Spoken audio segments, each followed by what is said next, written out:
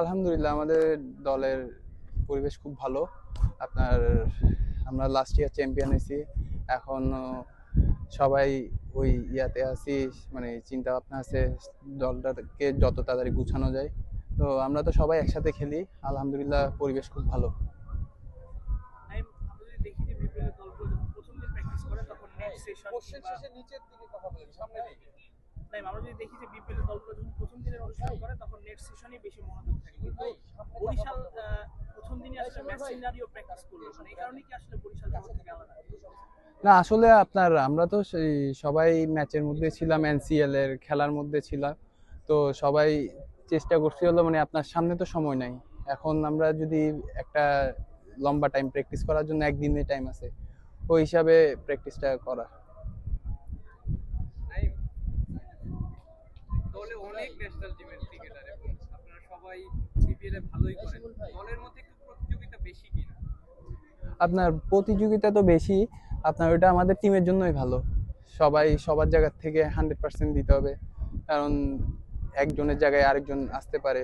ওই জন্য আপনার প্রতিযোগিতা বেশি থাকলে তো আপনার কম্পিটিশনটা যখন ভালো হবে তখন টিমের রেজাল্টটা আলটিমেটলি ভালো হয়। নাইম ভাই, আপনাদের টিমে তামিম ইকবাল আছে, গতবার তিনি অধিনায়ক ছিলেন, এবার হয়তো তিনি অধিনায়কত্ব করবেন। আসলে তার অধিনায়কত্ব খেলা আসলে কতটা ইন্সপায়ারিং, আসলে আপনারা আলাদা ইন্সপায়ার করবেন কিনা, বা তার সাথে হ্যাঁ অবশ্যই, তামিম ভাই তো এই ওনার সাথে আগেও খেলেছি সিনিয়র, ওনার আন্ডারে খেলে অনেক মজা। আপনার এই ন্যাশনাল টিমেও যখন ছিল উনি, তখনও ইয়া ছিল। আপনার উনি টিমে থাকলে সবসময় একটা আলাদা সাপোর্ট পাওয়া যায়। নাইমা একটু সামনে যান তো। সামনে দিকে কথা বলছেন। একটা প্রশ্ন হচ্ছে যে অনেকে আপনাকে মনে করে আসলে আপনি টেস্টের বোলার বা লাল বলের বোলার, আসলে এই বিপিএল দিয়ে ভুলটা ভাঙতে চান কিনা?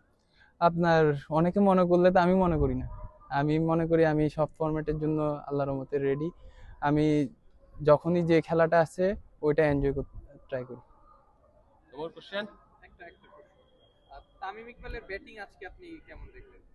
তামিম ভাই তো আল্লাহর রহমতে অনেক ভালো ব্যাটিং করতেছে। আপনার এনসিএলও দেখেন 4টা ম্যাচ খেললো, ওখানেও 2টা বড় স্কোর করলো, একটা নট আউট ছিল।